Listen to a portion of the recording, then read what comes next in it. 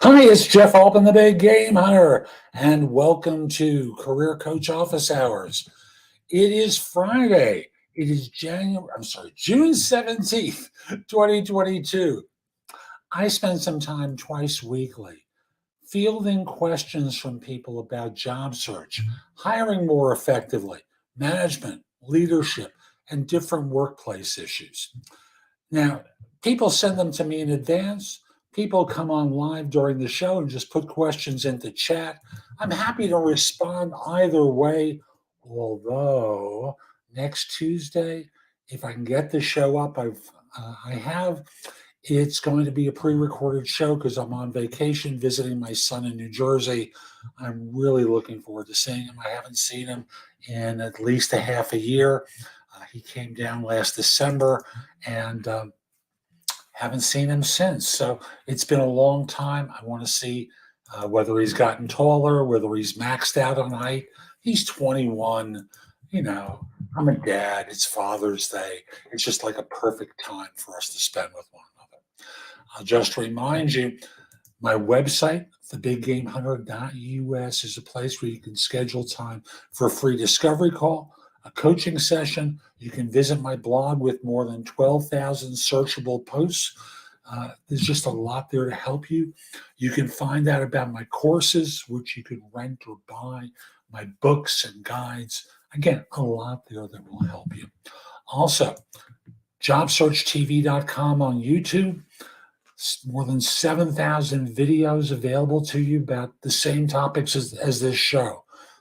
Again, a lot of great content. And you can subscribe to No BS Job Search Advice Radio and Apple Podcasts, Spotify, where it's a video podcast, Amazon Music, Google Play, pretty much anywhere you listen to podcasts. So I've got a lot of questions for today. It's almost like people knew I was going away, even though I don't think I announced it last time. And there were just a ton of questions that came in. The first one, are recruiters trained to negotiate salary? Well, they do negotiate salary, but the mystery question is, are they trained to do it? And most of the time, the answer is no. Along the way, as people become more experienced, they may learn from videos, from peers, from experience, how to negotiate better.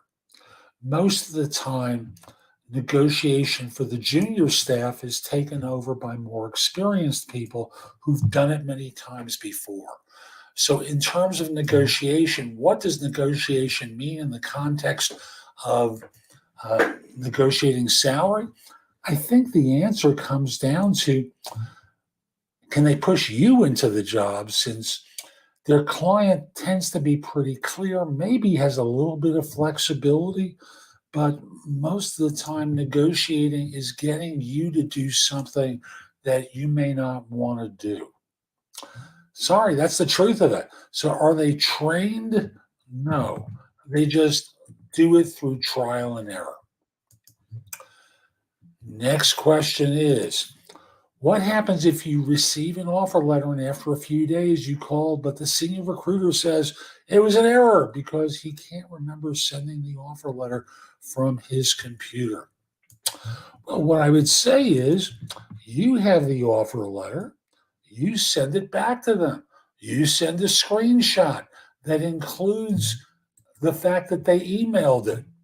And you say, I've taken action. I've resigned the position based upon receiving this offer letter. That you don't remember, well, I do, and I've got the data to prove it.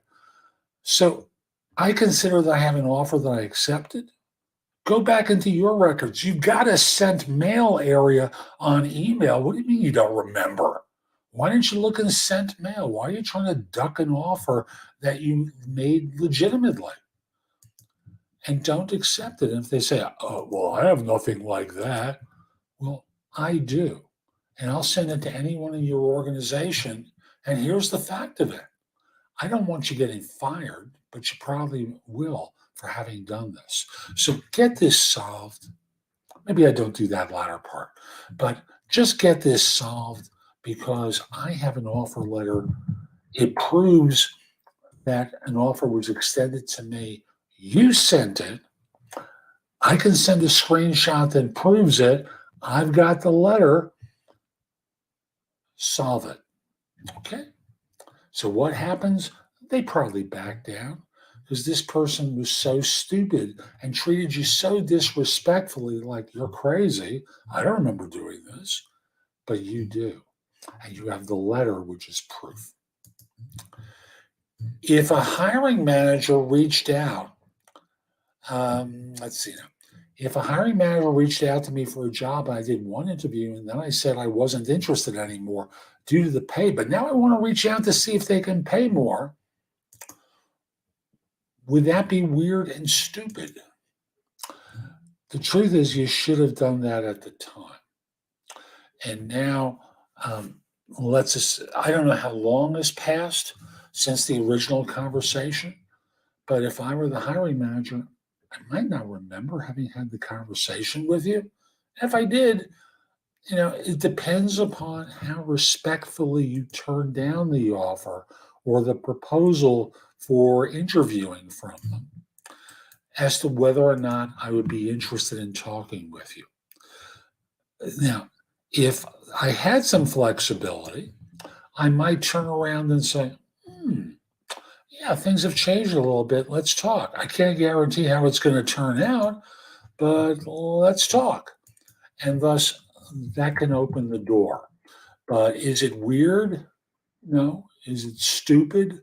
No. I think tactically you could have done it better, but let's see what happens. By all means, contact them. Now, do I just ignore interview offers from applying for a bunch of jobs when I already accepted another offer? So if I'm understanding this question correctly, you've accepted another offer, you're starting, and now people are messaging you. What I've been advising people to do recently, only because of the rescinding offers phenomena that's been going on around the country, is I've been telling people to continue to interview for a little while after joining a firm. And the idea is you only leave the new employer if there's something radically better or they've misrepresented the position to you. And what this allows you to do is a fail-safe. It protects you in case of misrepresentation. And I say misrepresentation because the statistics are pretty clear that one of the reasons why people are changing jobs frequently is positions are misrepresented to them. So rather than be caught in a situation where you're hurt, continue to interview for a little while longer, a month, 6 weeks, 8 weeks, really no more than that. And if what's turning up for you is useless, just back out. And that's the way to handle that. Okay. Why do jobs say they're urgently hiring now but never respond to applications? Well, urgently hiring now is kind of like immediate. It's one of those phrases that basically gets people to jump through hoops to respond. So the reason they don't respond to your resume or the application you filled out is because your background may not fit what they're looking for.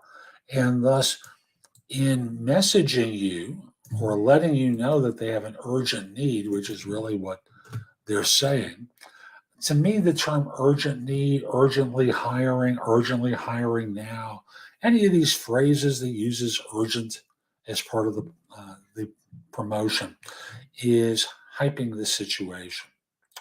Trust me, they're not going to do it instantly. They're going to engage in a process and try to avoid making a mistake. And in doing so, they're just trying to get traffic to, and by traffic, I mean people, to apply for the job so that they have a larger pool of people to evaluate. So why do they not respond? Your resume doesn't make a case for why you're qualified. That's really it.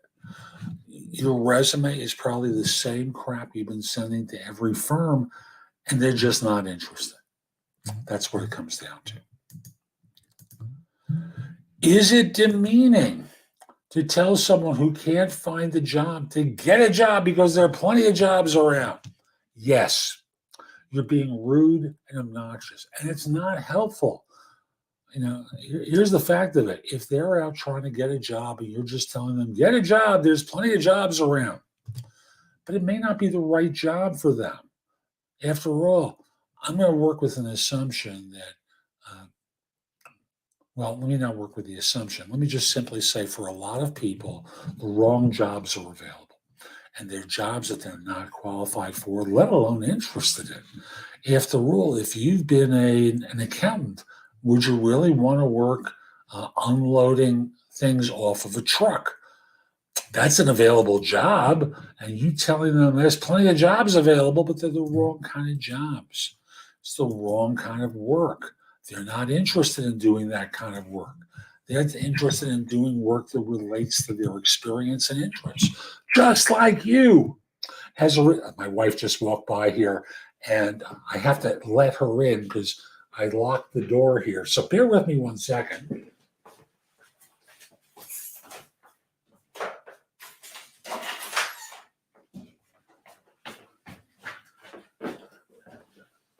There we go.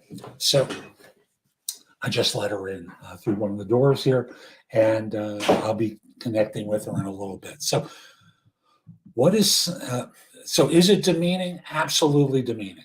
No ifs, ands, buts about it. It is demeaning to do stuff like that.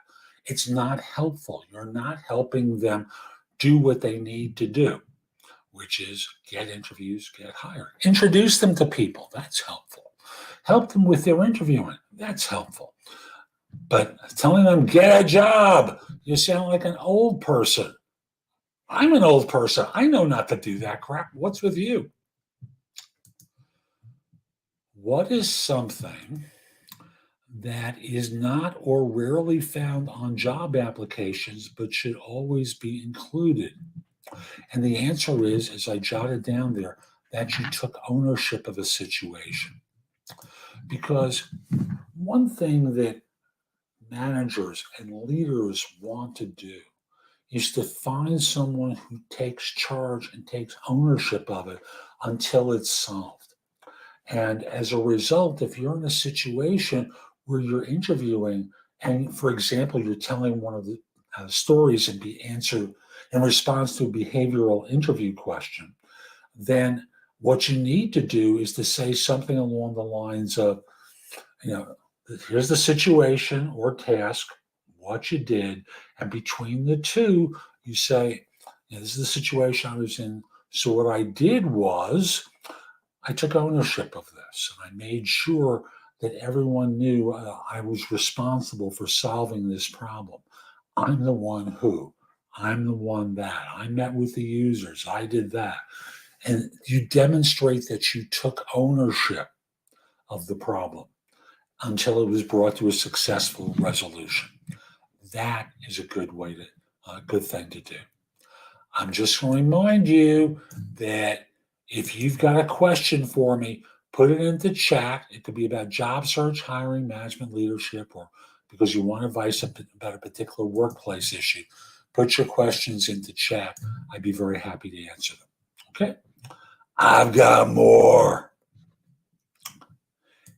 Is it illegal to lie to potential employers about salary offers from other companies? Now, just to be clear, the word illegal means there is a law prohibiting it. There is no law prohibiting it. But you don't know who this person knows. And thus, their ability to know whether you have another offer is something that you don't know. After all, if I'll just use some common names. Let's say you're interviewing with Facebook and you say, I have an offer from Google and it's a good offer. And this is an ex-Googler who has the ability to contact some of their friends and can pose back to them that make an offer to so-and-so. what was it for? Because we're considering her too. And they mentioned that they have an offer from you. Is that true? And that stuff happens much more often than people know. So, is it illegal? No. But are you prepared to be bluffed in this situation? A lot of people don't like to have their bluffs called, and that's what can happen. Is it better to answer? Let's see now. Is it better to answer? Sorry, it's a little messy in the chat. There we go. Is it better to answer or not to answer offers for developer vacancies or any position in general on LinkedIn? Since quite a few arrived due to the rise of technology, I'm not looking for a job change. So if I'm understanding this question correctly, you're not looking for a position, but recruiters are contacting you about them, and you're wondering whether or not you should respond. Now, years ago, when I did recruiting, there was a sales trainer who said something wonderful, simple, and profound. What he said was, the person who gets ahead isn't always the smartest. They don't always work the hardest. Those are great qualities to have. People get ahead by being alert to opportunity. Sometimes those opportunities are internal to their firm. Most of the time, they're external. So the question comes down to, what's the harm of listening? Excuse me. Listening about a job allows you to make a choice about whether or not it makes sense. And after you hear about the job, you can decide whether or not you want to interview for it. Now, you can do interviews by phone, Zoom. You don't have to inconvenience yourself for the initial round. But hearing about a job, there's nothing wrong with that. It's not like, you're quitting tomorrow. All you're doing is hearing about an opportunity. The opportunity may be good for you. It may not be good for you. But right now, all you're doing is saying, nope, don't want to know anything. Don't want to hear about anything. That's immature. Leaders keep themselves open to opportunities, and it doesn't compel them to leave. But what it does compel them to do is notice what's important to them in the next job or organization and what would cause them to want to leave. That's very different, isn't it? So what you need to do is allow yourself to hear stuff. Now, employers always try and talk their staff out of doing stuff like this. Oh, you have a commitment to us. We really need you. Until they don't, of course. So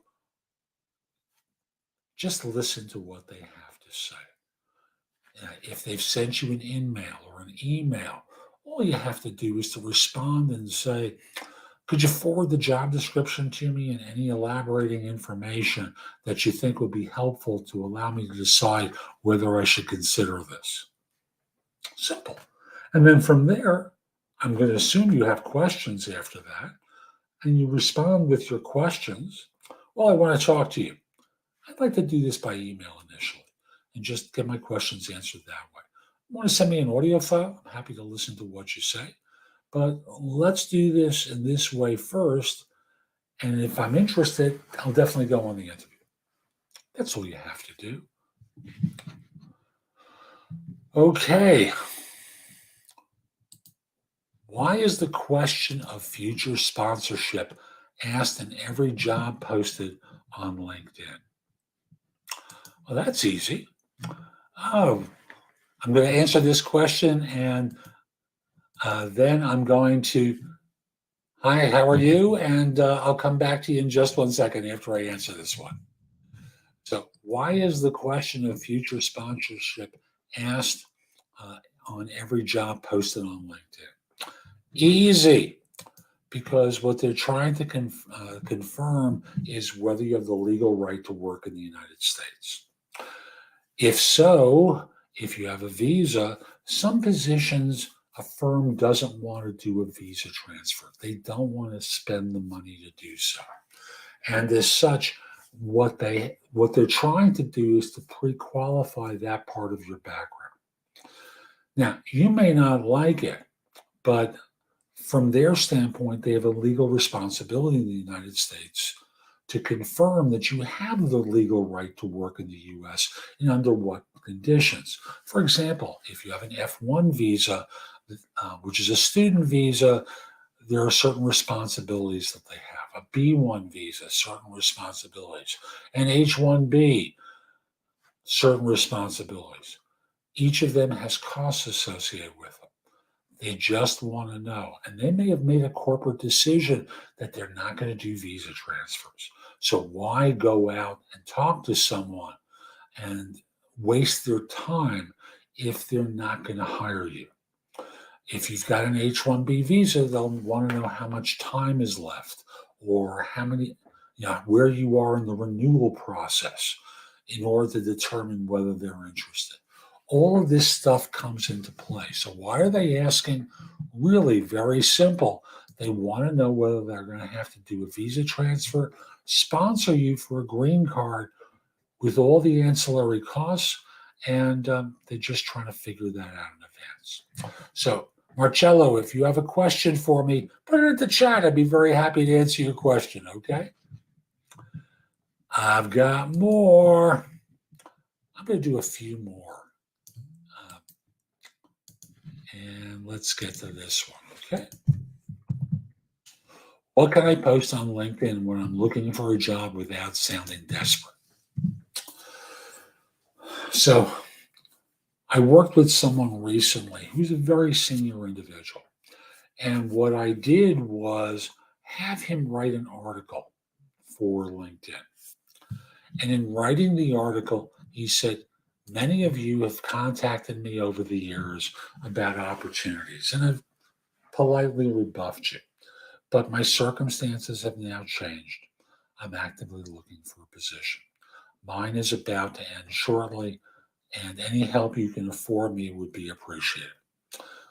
That was a big move for him.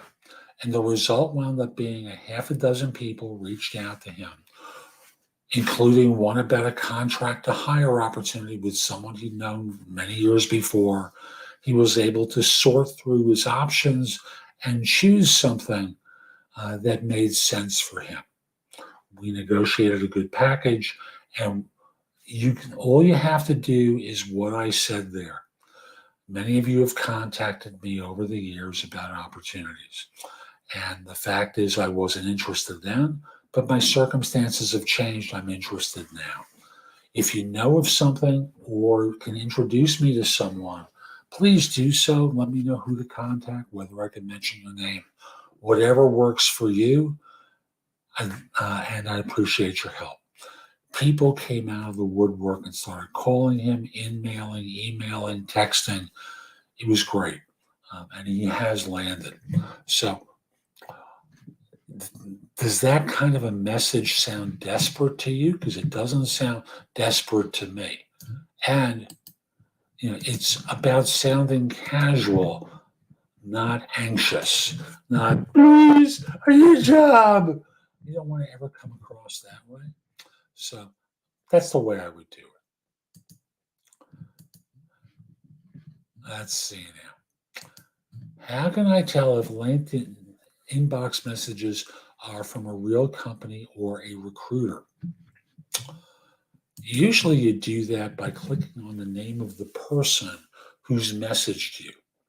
So the message is an email in your inbox. It's sent from a particular person. You pop it open, their name is there. You click the name, you go to their to their LinkedIn page. The page will tell you who they are and what kind of firm they represent or what firm they represent. And if it's a firm you don't know, click on the company name. It will take you to the LinkedIn page. If they don't have a LinkedIn page, copy and paste it into Google. You'll get to their company page. And then from there, that'll tell you if it's a third-party recruiter or someone representing a real company. Isn't that easy? Why does my LinkedIn easy application get viewed but never leads to a job? That's a fun one. Um, the reason that happens is your generic profile doesn't make a good enough case that you're qualified for the job. So the result winds up being you're sending in lots of profiles because that's what you're submitting is a LinkedIn profile for these jobs. And the profile is not customized for the individual position. As a result, you're submitting the application or the easy application, which is your profile, and you're not getting interviews because it doesn't make a case for why you're qualified. So that's why you're not getting interviewed. It never leads to a job. You're not even going out on dates. And even if they did give you an opportunity to interview, just remember, you got to interview first. And you have to be prepared to represent your qualifications in an interview well enough that they want to choose you. Here's a related question. Is LinkedIn's easy apply button a good way to apply to new jobs? I noticed that frequently there is no way to submit a cover letter that way. Am I wasting my time? Here's the trick about cover letters. You make the cover letter page 1 of the resume, and you make sure that it has all the keywords of the requirements of the position and the functionality that you'll be performing if they hire you. As a result, no, you're not wasting your time, but you're not doing it quite right. So easy apply makes it easy to submit your profile. If you're submitting a resume, what you're able to do is make the cover letter page 1. And as a result, firms are interested in talking to people, and easy apply does make that kind of easy. Now, for those of you who are watching, if you have a question about job search, hiring, management, leadership, or want advice about a workplace issue, put it into chat and I'll try and get to it. And as of now, I'm only going to go a few more questions because I'm starting to run out of gas. So let's go to the next one. Can a supervisor dismiss an employee when they see their profile on LinkedIn? Here's the truth of it. They can do whatever they want. And remember, from almost everyone in the United States, you're an at-will employee, meaning they can fire you for almost any reason. So finding your profile on LinkedIn is one of those reasons. I think it's stupid and arbitrary, but they, in theory, can do it. But I would turn around and look at their profile on LinkedIn because most of them have one. And thus, can a supervisor see it? Can they choose to let you go because they saw the profile there? Yeah, but most aren't going to do that unless there's a specific prohibition in the social media policy that your employer has that prohibits you from having a profile. Even with having a profile, let me be clear, most of the time you can have a profile but no content in the profile. So for example, I believe it was JP Morgan Chase that doesn't want their people to have LinkedIn profiles. I think that's awful. I understand their logic. They don't want people recruited out of the bank. But there's an impact on people, and it affects your ability to find jobs in the future because no recruiter can find you unless they're searching for your company name and your title.